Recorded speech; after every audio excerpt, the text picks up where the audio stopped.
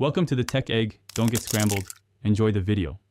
In this video, I will show you how to take out a Jeep Patriot radio. First, ensure your vehicle is off and the parking brake is engaged for safety.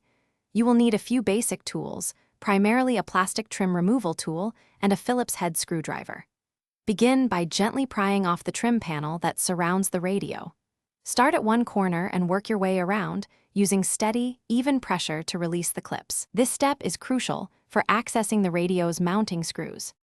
With the trim panel successfully removed, you will now see the radio unit fully exposed. There are typically 4 Phillips head screws holding the radio securely in place. Take your Phillips head screwdriver and carefully remove each of these 4 screws. It is a good practice to place these screws in a small container or a magnetic tray so they do not roll away or get misplaced during the process. This ensures a smooth reinstallation later. After removing the 4 mounting screws, you can now gently pull the radio unit forward from its housing. Do not pull too hard, as the wiring harnesses are still connected at the back. Carefully reach behind the radio and locate all the electrical connectors. Each connector usually has a small tab that you need to press or squeeze to release it.